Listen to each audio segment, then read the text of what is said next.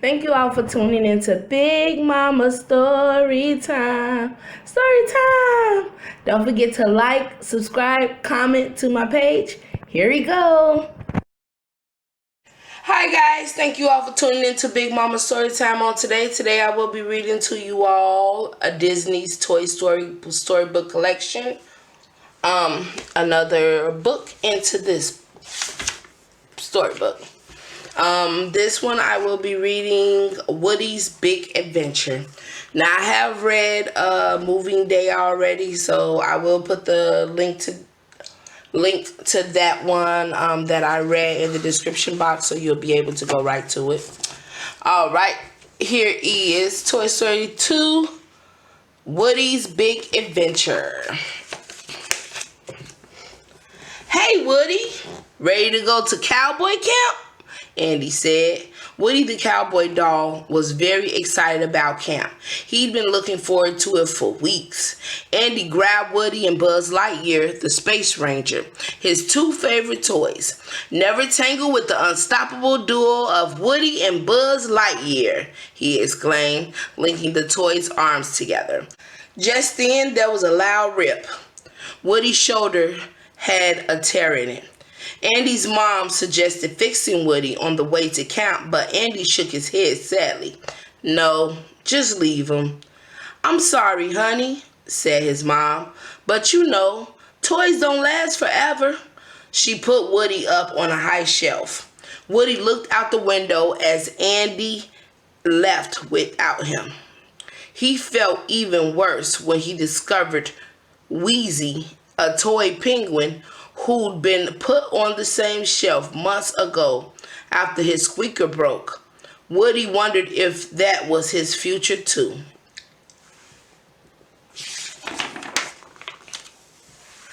The next morning, the toys spotted something terrifying. Andy's mom had put up a sign for a yard sale. She looked around Andy's room for items to sell.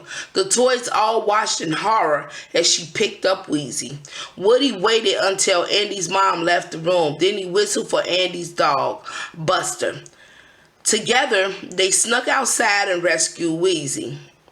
But as they headed back to safety, Woody tumbled to the ground. With his injured arm, he couldn't hold onto Buster's collar.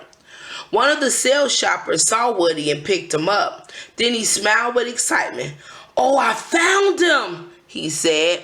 The man grabbed some other items to buy, hiding Woody in between them. But Andy's mother saw the cowboy. She told the man that Woody wasn't for sale.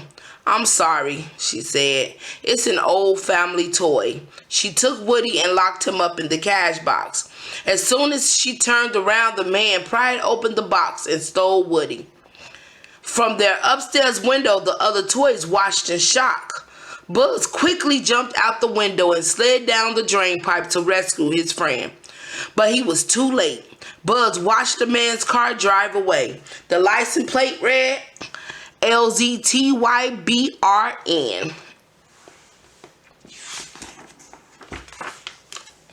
The man brought Woody home and put him in a glass case. Then he put on a chicken suit. "You, my little cowboy friend, are going to make me big bucks," the man said. He flapped his wings and walked away. Woody knew the man was the owner of Al's Toy Barn. He'd seen him wearing the chicken suit on a commercial for the store. Woody pushed open the door to the glass case and ran to the door, but he couldn't get out of the apartment. Suddenly, a toy horse galloped over and a cowgirl hugged him tightly. "Yee-haw! It's really you!" she shouted. She danced Woody around and pulled his string. Then she put her ear to his chest and listened to his voice box say, "There's a snake in my boot." "Ha! It is you!" the cowgirl exclaimed. Her name was Jessie. She introduced Woody to the horse, Bullseye, and a toy still in his box, the Prospector.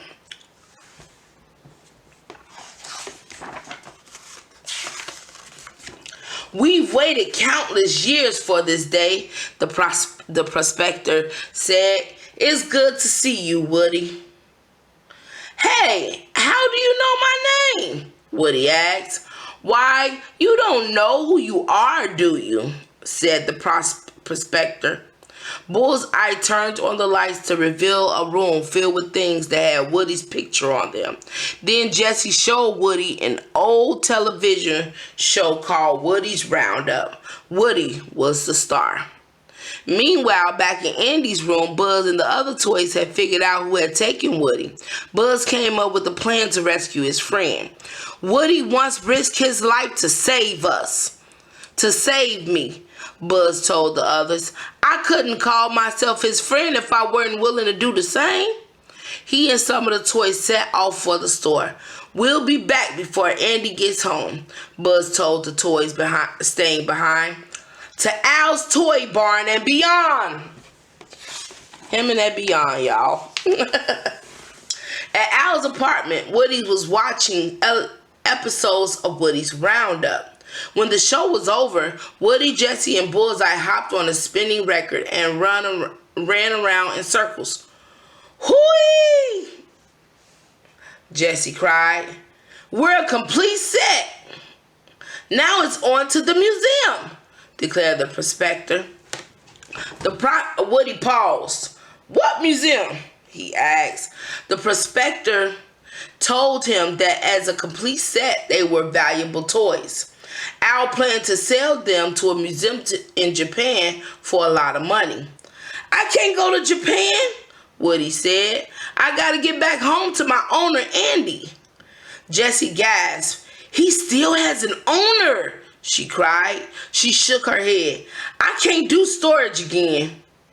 "The museum's only interested in the collection if you're in it, Woody," the prospector said. "Without you, we go back into storage." Oh, wow. I understand, y'all. Meanwhile, Buzz and his team was almost to Al's Toy Barn. They had one last street to cross, and it was a busy one. Buzz noticed a pile of orange traffic cones. He instructed everyone to grab one and put it on. Then slowly they started to cross the street. Buzz called out directions as they went. "Go!" he said. Then, "Drop! I said drop!" A car skidded to a halt. "Beep, beep!" Soon the street was filled with skidding, honking cars, all trying to avoid the moving cones. Luckily, the toys made it safely.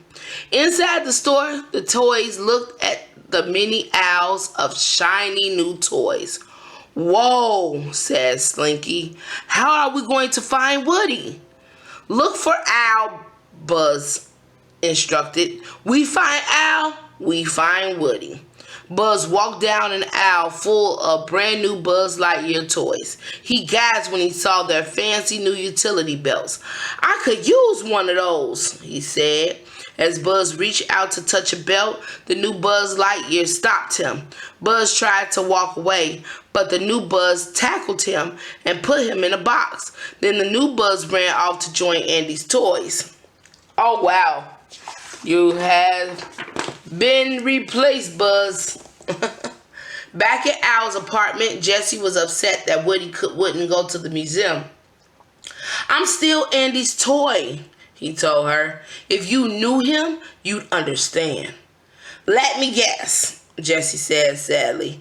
"Andy's a real special kid, and you're his best friend. And when Andy plays with you, it's like you feel like you're alive." Woody stared at Jesse in wonder. "How did you know that?" "Because Emily was just the same," Jesse replied. "She was my whole world. You never forget kids like Emily, or Andy, but they forget you." Woody felt terrible. "Jesse, he started. "Just go," she said. Woody turned and walked away. He didn't know what to do. He didn't want to leave his new friends, but he couldn't help thinking about the old ones. Oh, she's so sad looking out. Meanwhile, the new Buzz and Andy's toys had gone to Al's apartment building. The new Buzz pulled the grate off an air vent for the toys to crawl through. "Come on," he said. "We've got no time to lose." Since he thought he was a real space ranger, he tried to fly up to the top floor through the elevator shaft. Luckily, the elevator arrived just in time and carried everyone up on his roof instead. When the toys reached the apartment, they were excited to see Woody. New Buzz grabbed Woody. Slinky wrapped Jesse and Bullseye up in his coils, and Ham jumped up the Prospector's box. "Hold it right there," a voice said suddenly. It was the real Buzz. The real Buzz tried to get Woody to leave with them, but Woody didn't want to go. "I can't abandon these guys," Woody explained. "They need me to get into the museum." Look at him trying to run off with Woody. Y'all see that? Forcing him to go. Woody told his friends about the old TV show, Woody's Roundup. He wanted them to understand. "Woody, you're not a collector's item," Buzz cried. "You are a toy." "This is my only chance," said Woody. "To do what?" Buzz asked angrily. "To watch kids from behind glass and never be loved again? Some life." Buzz turned to leave with the new Buzz and Andy's other toys. Woody looked sadly between the old TV show and Andy's name on the bottom of his boot. He loved Andy, but he didn't want to be forgotten when Andy was all grown up. Wouldn't it be better to be loved by all the visitors at the museum? Alright guys, that is the end of that one. The next one will be a wild ride, but tune in. This is to be continued for this chapter, this story. Alright guys, thank you all for tuning in to Big Mama Story Time. Don't forget to like, share, comment, and subscribe to my page if you haven't done so already. And again, I just want to thank you all for your support and your continuing watching my videos. I thank you all. Bye.